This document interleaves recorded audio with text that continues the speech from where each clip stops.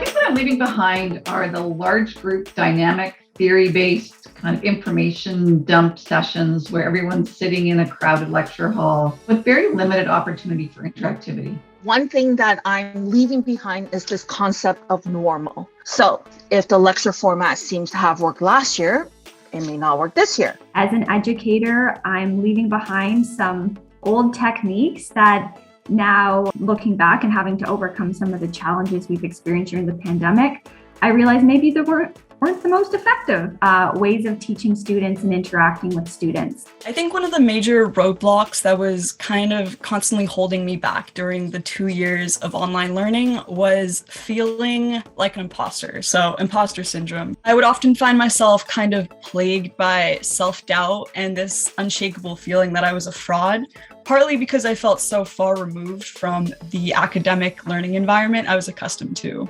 I recently read Kate Holmes' books, Mismatch: How Inclusion Shapes Design, published by MIT Press. And one of the chapters is titled, There's No Such Thing as Normal. Holmes writes that design, quote, needs to work across a wide range of human diversity. But that's easier said than done. People can be highly unpredictable. So how do we design for so much complexity? End quote. And one way to design for so much complexity is to include your students in the design process. Be intentionally transparent in your design and avoid assumptions.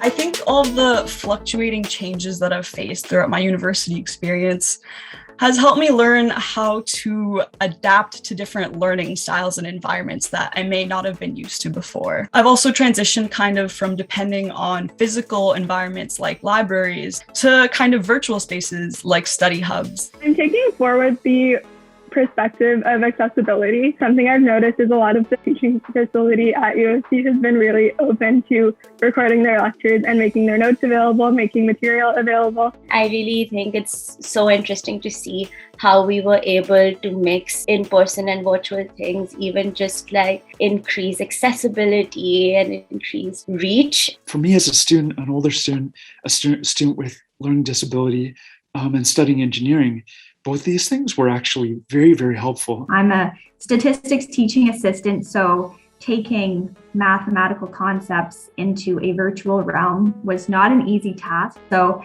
definitely taking forward new skills and new technologies that I have learned how to use or incorporated into my teaching. All of the taped lectures, that's I think going to be a really good resource going forward. So now that we all have these taped resources, it gives a lot of flexibility to try and do these flipped classroom techniques. Even the use of things like a writing pad, which I had never really used before in my teaching, has been huge in terms of being able to draw things out and communicate things to students that I would have been using a chalkboard or a whiteboard for. I think a lot of things the pandemic has taught us, I think are actually quite useful and actually pushed us forward, and things maybe we were dragging our feet on, sort of like the use of technology, how technology can help with access, and so how technology can leverage like community building and things like that. I hope we will take forward.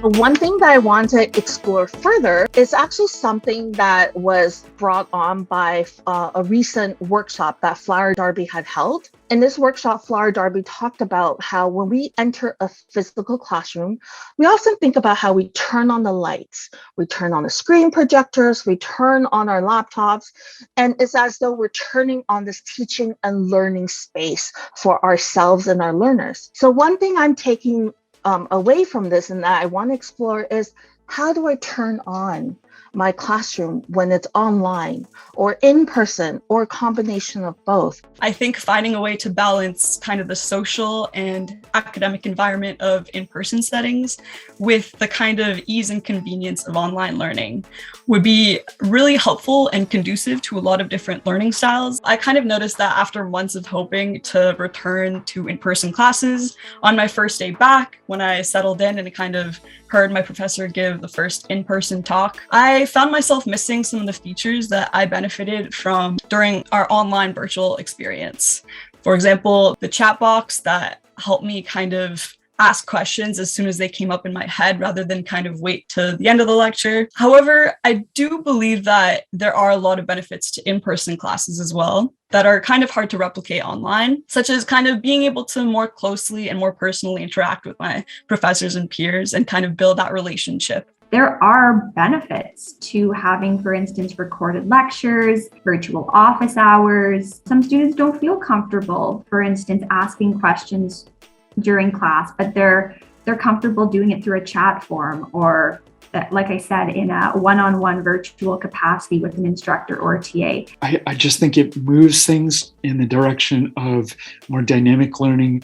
It moves things in the direction of more community building. I think there's got to be a way to do this hybrid thing rather than just the online thing in a way that still meets people where they're at, right? Allows them the flexibility, but allows you to develop the interpersonal connections that ultimately are what makes it most successful. I would want to explore how administrators, profs, and instructors can improve their teaching and connection to students by continuing to listen to students' feedback and input regarding their learning experience. The need to encompass community building and more reliable support systems is very important, like now more than ever. Just reinforcing the importance of community outreach and especially mental health will often, I think, make this solitary and kind of lonely academic experience a little bit better and help students and all community members thrive.